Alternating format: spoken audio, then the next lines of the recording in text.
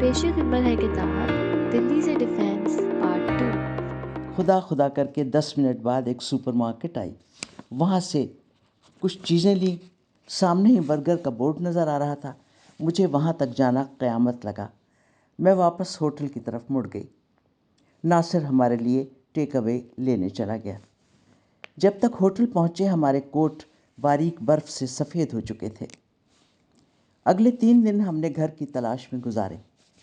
جب ہم پاکستان میں تھے تو لگتا تھا $600 میں تو بہت اچھا اپارٹمنٹ مل جائے گا، لیکن جب وہ اپارٹمنٹ دیکھے تو مجھے ڈپریشن ہونے لگا۔ میں نے سوچا اس سے تو بہتر ہے کہ ہم واپس چلے جائیں۔ ہر صبح ہم اور ناصر الگ الگ ایڈریس لے کر نکلتے۔ تیسری شام ناصر 2 بیڈروم کے اچھے اپارٹمنٹ کی خبر لایا۔ کرایہ $875 تھا۔ میں اور شعیب برستی بارش میں شام 7 بجے اپارٹمنٹ دیکھنے گئے۔ موسم کے لحاظ سے مجھ میں برداشت کی کمی ہے، اور پھر کینیڈا کی سردی، اور دوسری طرف شعیب ہیں کہ سخت سے سخت سردی میں بھی اف نہیں کرتے۔ اپارٹمنٹ صاف ستھرا اور خوبصورت تھا۔ اگلے دن اس لیز کی فارمیلٹی مکمل ہوئی اور شام کو ہم شفٹ ہو گئے۔ کم از کم $100 روز کے خرچ سے تو بچ گئے۔ اسی دن کار کرائے پر لی اور زندگی زیادہ آسان ہو گئی۔ فرنیچر کی تلاش میں نکلے تو ایک لاہوری کی دکان پر پہنچ گئے۔ ان کا بہت بڑا شو روم تھا۔ طاہر صاحب بہت ہی خوش مزاج اور دوست شخصیت کے مالک تھے۔ ہماری جیب اور ضرورت کو مد نظر رکھتے ہوئے انہوں نے ہمارے لیے فرنیچر کا انتخاب کیا۔ کوئی سمجھا میری حالت کو تو یزنا سمجھا، مجھ کو جنت سے نکالا ہوا انسان سمجھا۔ طاہر صاحب بھی کبھی ہماری ہی طرح اپنی جنت کو چھوڑ کر آئے تھے، اور آج صبح کے 4 بجے اپنی چائے کی پیالی ہاتھ میں لیے آرام دہ لیونگ روم کی بڑی کھڑکی سے باہر سفید برف سے ڈھکے گھروں کو دیکھتے ہوئے میں سوچ رہی ہوں کہ زندگی کی نصف صدی گزارنے کے بعد میں آج کہاں ہوں۔ کیا میں نے کبھی یہ سوچا تھا؟ ٹورانٹو، نئی منزل، اجنبی شہر، اجنبی لوگ، اجنبی ماحول، ایک عجیب سی کیفیت ہے۔ نہ کچھ پانے کی خوشی، نہ کچھ کھونے کا غم۔ کیا زندگی میں کچھ کھونے یا پانے کی کوئی اہمیت ہے؟ کیا کچھ پانے کا مطلب کامیابی کی طرف ایک قدم ہے؟ کامیابی کیا ہے؟ اپنے ماحول کو کھو کر دوسرے ماحول میں قدم رکھنا؟ اوہ میری چائے! میں نے پیالی اٹھا کر نیم گرم چائے کا پہلا گھونٹ لیا۔ چمکتا ہوا لکڑی کا فرش بہت خوبصورت تھا، اور اس کے ساتھ ہی مجھے ایک اور فرش یاد آ گیا۔ ایسوسیشن بھی کیا چیز ہے! مجھے وہ گھر یاد نہیں، صرف اس کا فرش یاد ہے۔ سفید اور کالی بڑی بڑی ٹائلز کا فرش، شاید وہ برآمدے کا فرش تھا۔ اس گھر کے مکین بھی مجھے یاد نہیں، مگر اس گھر کے ساتھ ایک خوف کا سایہ منسلک ہے، کچھ عجیب سا شور ہے، اور بس۔ خواب تھا جو کچھ کے دیکھا، جو سنا افسانہ تھا۔ افسانہ جو میں نے سنا اپنی ماں سے سنا تھا، وہ بھی باقاعدہ نہیں بلکہ ٹکڑوں میں۔ جیسا موقع ہوا اس لحاظ سے اماں نے قصہ سنا دیا۔ جب اماں زندہ تھیں تو میں نے کئی بار سوچا کہ ان کی زندگی پر تو ایک ناول لکھنا چاہیے، مگر وہ سوچ زندگی کی مصروفیات میں کھو گئی۔ آج زندگی کے 50 سال گزارنے کے بعد غور کرتی ہوں تو لگتا ہے ہر زندگی ایک افسانہ ہے، زندگی کا ہر دن ایک باب ہے، مگر بعض باب سنگ میل کی حیثیت رکھتے ہیں۔ یہ سوچوں کا تسلسل ٹوٹ کیوں جاتا ہے؟ ہاں، تو میں سوچ رہی تھی اس گھر کے بارے میں جس کا مجھے صرف فرش یاد ہے۔ یقیناً ایک عام سا گھر رہا ہوگا۔ گھر کے جو مکین اس وقت میرے ساتھ تھے، ان میں سے اب صرف 2 زندہ ہیں، ایک میری آپا اور ایک میرے بھائی۔ وہ گھر جو دہلی میں پل بنگش پر واقع تھا، گھر کا سربراہ ایک زمیندار تھا، ضلع روہتک کے ایک گاؤں مہم کا ایک بارسوخ اور امیر شخص۔ اسے اپنا گاؤں چھوڑنے کا کوئی شوق نہیں تھا، مگر بیوی کی خاطر کچھ جائیداد خرید کر شہر میں آ بسا تھا۔ ہاں، تو وہ کالے اور سفید ٹائلز کا فرش۔ میں اماں سے پوچھتی کہ اس فرش کے ساتھ ایک خوف کا احساس کیوں وابستہ ہے؟ اماں کہتی خوف تو ہوگا ہی، 2 سال کی بچی اور وہ ناروں کی دل دہلا دینے والی آوازیں۔ شام ہوتے ہی تیرے ابا اور ماموں رائفلز لے کر گھر کی چھت پر چڑھ جاتے اور باری باری پہرا دیتے۔ سنتے تھے کہ بہت سی مائیں بلووں کے وقت گھبرا کر بھاگتیں تو بچوں کو چھوڑ کر چلی جاتیں، اسی لیے میں تجھے اپنے سینے پر سلاتی کہ کہیں جلدی میں چھوڑ کر نہ چلی جاؤں۔ سب بازار بند ہو گئے تھے، گائے کے لیے چارہ تک نہ تھا۔ تیرے لیے جو گائے پالی گئی تھی اسے میں نے نکال دیا۔ ہندو تو اسے گو ماتا مانتے تھے، اسے تھوڑا مارتے۔ پیچھے سبزی منڈی تھی، چارہ تو مل جاتا مگر ساتھ ہی گھر کی طرف منہ اٹھا اٹھا کر روتی۔ اس کے رونے کی آواز آتی تو ساتھ ساتھ تو بھی روتی۔ آخر کوئی جانور سے پیار تو ہو ہی جاتا ہے۔ تیرے ابا سے کتنا کہتی کہ چلو یہاں سے چلیں، مگر وہ کہاں کے ماننے والے، بڑے ضدی انسان تھے۔ کہتے تھے سب جائیداد زمینیں چھوڑ دوں، یہ تو میرے باپ دادا کی مٹی ہے۔ پہلے مجھے روہتک کے گاؤں سے نکلوایا، اب یہاں سے بھی نکلوانا چاہتی ہو۔ مسلم لیگ کے جلسوں میں جاتی اور ہمیشہ واپس آ کر کہتی کہ میاں یہ ملک چھوڑو، جناح صاحب مسلمانوں کے لیے ایک نیا ملک پاکستان بنا رہے ہیں۔ جواب ملتا، کون جناح؟ وہ جو فرنگیوں کا لباس پہنتا ہے، انگریزوں کا ٹرین کیا ہوا وکیل، جو خود پوری طرح مسلمان نہیں، وہ مسلمانوں کے لیے کیا ملک بنائے گا؟ میں بہت ناراض ہوتی، کئی دن بات نہ کرتی۔ تمہارے والد واپس روہتک جانا چاہتے تھے مگر میں پاکستان کے نشے میں سرشار تھی۔ کچھ عرصے بعد روہتک کے راستے بھی بند ہو گئے۔ انہیں اپنی حویلی یاد آتی۔ سنا تھا کہ وہاں کے رہنے والے مسلمان بھی قافلوں کی صورت میں پاکستان کے لیے روانہ ہو چکے تھے۔ کچھ عرصے بعد خبر ملی کہ تیری سب سے بڑی بہن عسکری پاکستان کے لیے روانہ ہوئی مگر راستے میں ختم ہو گئی۔ کسی ایسے کنویں کا پانی پی لیا جس میں ہندو زہر ملا چکے تھے۔ اس کے میاں نے بہت منع کیا مگر پیاس سے بے قرار تھی۔ جب قتل و غارت زیادہ شروع ہوا تو میں نے فیصلہ کیا کہ عزیرہ اور منم کو تو میں اپنے بھائی کے ساتھ پاکستان بھیج رہی ہوں۔ GHQ کے آدمی ہیں، بچے حفاظت سے پہنچ جائیں گے۔ اصغری کا غم ابھی تازہ تھا۔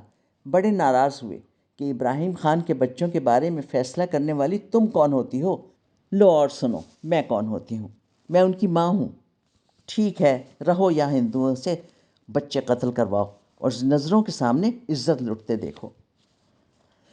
بہرحال خدا خدا کر کے مانے۔ جب عزیز بھائی کو راول پنڈی جانے کے آرڈر ملے تو میں نے دونوں بڑے بچوں کو ساتھ کر دیا۔ اب رہ گئے تم، میں، تمہارے ابا اور ان کی ایک خالہ، تمہاری سگی دادی ہی کی طرح تھیں۔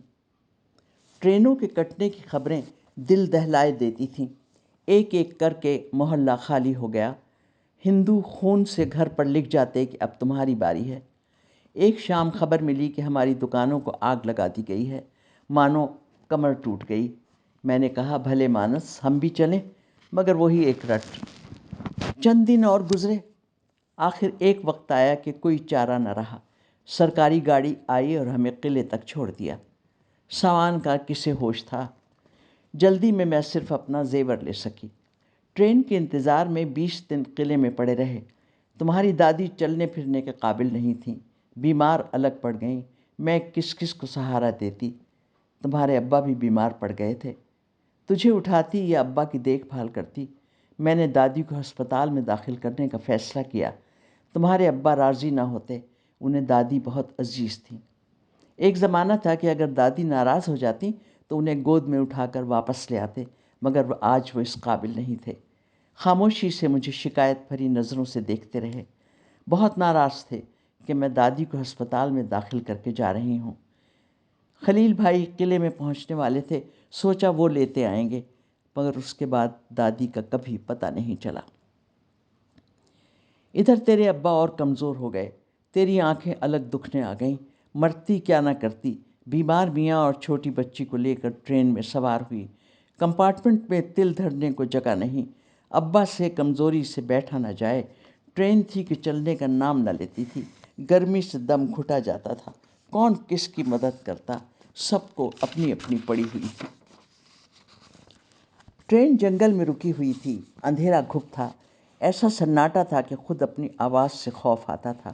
گارڈ پہرا دے رہے تھے۔ اچانک ایک عورت درد ذہ سے تڑپنے لگی۔ اس کا شوہر ایک ایک کی خوشامد کر رہا تھا کہ کوئی اس کی مدد کرے۔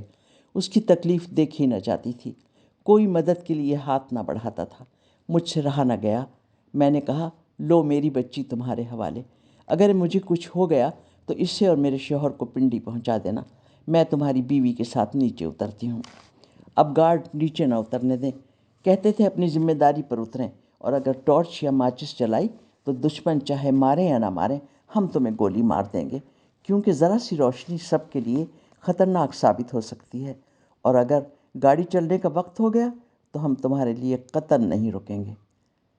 میں نے کہا یہ بھی کوئی انسانیت ہے کہ ایک عورت نظروں کے سامنے تڑپ تڑپ کے مر جائے اور ہم تماشا دیکھتے رہیں؟ میں نے کہا مارو گولی، میں تو اتر رہی ہوں۔ عورت کو درخت کے نیچے لٹایا، اندھیرے میں اس کی مشکل آسان کی۔ اب اللہ جانے کیا غلط کیا کیا صحیح، بہرحال اس کا بیٹا اس کو تھمایا اور پھر سے ٹرین میں سوار ہو گئے۔ جب ٹرین میں واپس آئی تو لوگوں نے پاکستان زندہ باد کے نعرے لگائے۔ دل چاہتا تھا پوچھوں ابھی 1 گھنٹہ پہلے پاکستان یاد نہیں آیا تھا جب عورت درد سے تڑپ رہی تھی؟ میں نے سوچا اتنی بہادر ماں کی مجھ جیسی ڈرپوک بیٹی۔ مگر ایک شخصیت بنانے میں جینز کے ساتھ ساتھ ماحول بھی کار فرما ہوتا ہے۔ ماحول کیا ہے؟ آپ کے ارد گرد پھیلے ہوئے جیتے جاگتے لوگ جو آپ کو پر اعتماد بھی بنا سکتے ہیں اور کچل بھی سکتے ہیں۔ صبح کی روشنی شیشوں سے جھانکنے لگی، سڑک پر کچھ ہلچل شروع ہوئی، برف پر چلتے ہوئے بچے اسکول کی طرف رواں ہیں۔ سامنے لال چھتوں والا اسکول بھی جاگ چکا ہے، اسٹاف کی گاڑیاں پارکڈ ہیں، بچوں نے شوخ رنگوں کے کوٹ پہنے ہیں، اور بس نہیں چلتا کہ ماؤں سے ہاتھ چھڑا کر برف میں لیٹ جائیں، شاید ان بچوں کو سردی نہیں لگتی۔ پانی کا شور بتا رہا ہے کہ شعیب یا ناصر جاگ چکے ہیں۔ کیا مجھے اور چائے بنانی چاہیے؟ نہیں، ابھی نہیں، اگلی چائے کی پیالی شعیب کے ساتھ پیوں گی۔ ابھی تو مجھے کچن میں کل کا لایا ہوا سامان بھی ٹھیک کرنا ہے، اور پھر ناشتہ۔ زندگی میں کھانے کی سب سے پہلی چیز مجھے یاد ہے وہ ہے دودھ اور چاول۔ ہم کب ٹرین میں بیٹھے، کب پنڈی پہنچے، مجھے کچھ یاد نہیں، بس ایک دھندلی سی صبح یاد ہے، گھوڑے کے ٹاپوں کی آواز یاد ہے، اور ان 2 ہاتھوں کی گرمی یاد ہے جو مجھے ایک بڑے گھر کے اندر لے گئے، شاید وہ میرے ماموں کے ہاتھ تھے۔ اور پھر وہ جگہ دل پر نقش ہے جہاں بیٹھ کر میں نے دودھ چاول کھائے تھے۔ یقیناً بھوک بہت شدت کی رہی ہوگی کہ مجھے وہ کھانا آج تک یاد رہا۔ روٹی اور بھوک زندگی کی سب سے بڑی حقیقت۔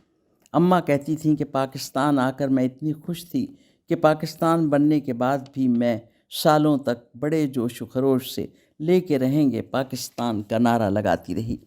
کبھی یہ نہیں سوچا کہ پاکستان لے کر کیا کھویا اور کیا پایا۔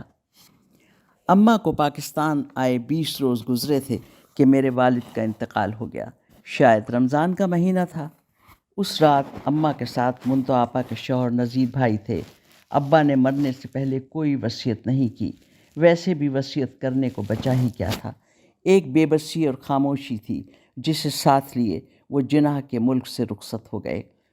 اماں نے سورہ یاسین ختم کر کے قرآن بند کیا، نذیر بھائی کی مدد سے ابا کے چہرے پر رومال باندھا، کھلی آنکھوں کو اپنے ہاتھوں سے بند کیا اور گھر میں ٹنگے ایک پردے کو اتار کر اس کا کفن بنانے لگیں۔ آب زمزم کی بوتل تو دہلی کے گھر کی کھڑکی ہی میں پڑی رہ گئی تھی۔ گھر میں اس صبح سب اداس تھے، ہر طرف ہلکی ہلکی سسکیوں کی آواز تھی۔ میں ڈیوڑی کی طرف گئی اور پردہ اٹھا کر اندر جھانکا۔ کسی نے کہا اندر مت جاؤ، تمہارے ابا کا انتقال ہو گیا ہے، انہیں نلا رہے ہیں۔ مجھے سمجھ میں نہیں آیا کہ انتقال کیا ہوتا ہے۔ میں نے اطمینان سے اچھا کہا اور کھیل میں لگ گئی۔ میں نے اس غم کو نہ اس وقت محسوس کیا اور نہ آج تک اس محرومی کو محسوس کر سکتی ہوں، کیونکہ فوراً ہی اس شفیق ہستی کی جگہ میرے ماموں نے لے لی۔ جو اچھی بری گزری ہوگی میری ماں یا میرے بہن بھائی پر گزری ہوگی، شاید ان سب نے مجھے اس طرح سمیٹ لیا کہ غم دوراں کی تپش مجھ تک نہیں پہنچی۔